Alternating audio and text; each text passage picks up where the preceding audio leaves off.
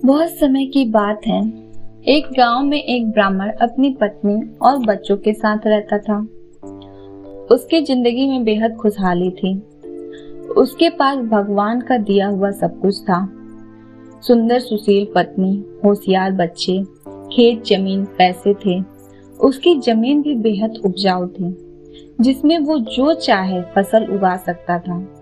लेकिन एक समस्या थी कि वह खुद बहुत ही ज्यादा आलसी था, कभी काम नहीं करता था।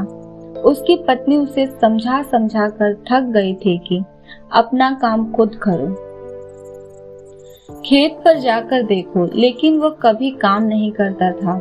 वह कहता, मैं कभी काम नहीं करूंगा। उसकी पत्नी उसके आलस्य से बेहद परेशान रहती थी, लेकिन वह चाहकर भी कुछ नहीं कर पाती थी। एक दिन एक साधु ब्राह्मण के घर आया और ब्राह्मण ने उसका खूब आदर सत्कार किया। खुश होकर सम्मान पूर्वक उसकी सेवा की। साधु ब्राह्मण की सेवा से बेहद प्रसन्न हुआ और खुश होकर साधु ने कहा कि मैं तुम्हारे सम्मान व आदर से बेहद खुश हूँ। तुम कोई वरदान मांगो। ब्राह्मण को तो मुंह मांगी मुराद मिल गई। उसने कहा, बाबा कोई ऐसा वरदान दो कि मुझे खुद कभी कोई काम ना करना पड़े।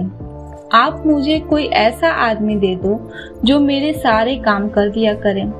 बाबा ने कहा, ठीक है, ऐसा ही होगा, लेकिन ध्यान रहे तुम्हारे पास इतना काम होना चाहिए कि तुम उसे हमेशा व्यस्त रख सको।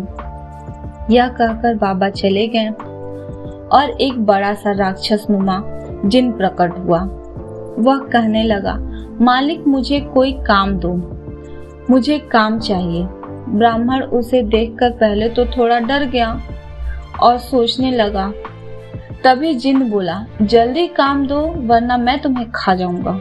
ब्राह्मण ने कहा, जाओ और जाकर खेत में पानी डालो।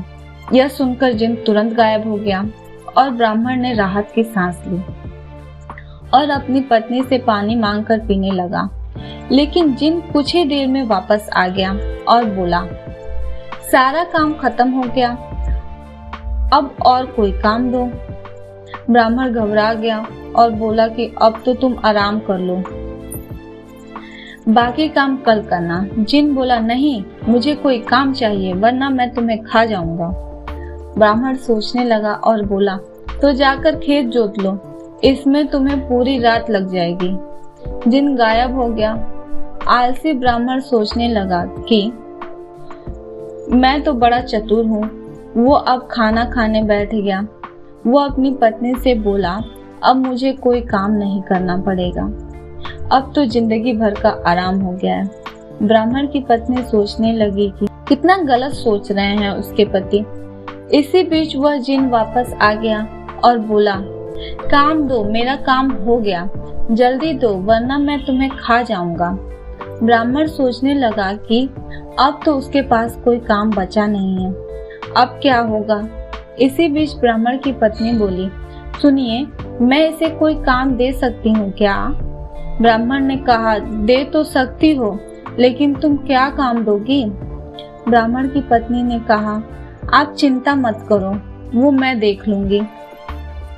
वो जिन से मुखातिब होकर बोली, तुम बाहर जाकर हमारे कुत्ते मोती की पूंछ सीधी कर दो। ध्यान रहे, पूंछ पूरी तरह से सीधी हो जानी चाहिए। जिन चला गया। उसके जाते ही ब्राह्मण की पत्नी ने कहा, देखा आपने कि आलस कितना खतरनाक हो सकता है। पहले आपको काम करना पसंद नहीं था और अब आपको अपनी जान बचाने के लिए सोचना पड़ रहा है कि उसे क्या काम दें। ब्राह्मण को अपनी गलती का एहसास हुआ और वो बोला, तुम सही कह रही हो, अब मैं कभी आलस नहीं करूंगा, लेकिन अब मुझे डर इस बात का है कि इसे आगे क्या काम देंगे। यह मोती की पूंछ सीधी करके आता ही होगा।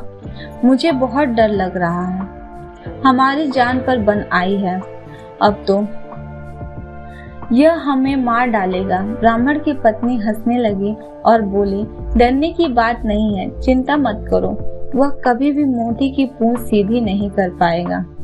वहां जिन लाखों कोशिशों के बाद भी मोती की पूंछ सीधी नहीं कर पाया।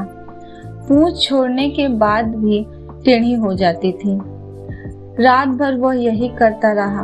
ब्राह्मण की पत्नी ने कहा, अब आप मुझसे वादा करो कि कभी आलस नहीं करोगे, अपना काम खुद करोगे। ब्राह्मण ने पत्नी से वादा किया और दोनों चैन से सो गए। अगली सुबह ब्राह्मण खेत जाने के लिए घर से निकला तो देखा जिन मोती की पूंछ सीधी कर रहा था। उसने जिन को छेड़ते हुए पूछा, क्या हुआ, अब तक काम पूरा नहीं हुआ क्या? जल्दी करो, मेरे पास तुम्हारे लिए और भी काम है। जिन बोला, मालिक मैं जल्दी ही यह काम पूरा कर लूंगा। ब्राह्मण उसकी बात सुनकर हंसते हंसते खेत पर काम करने चला गया और उसके बाद उसने आलस हमेशा के लिए त्याग दिया। आलस से ही मनुष्य का सबसे बड़ा दुश्मन है। अपनी मदद स्वयं करने से ही कामयाबी मिलती है और आलस से करने से जिंदगी में बड़ी मुसीबतें आ सकती हैं।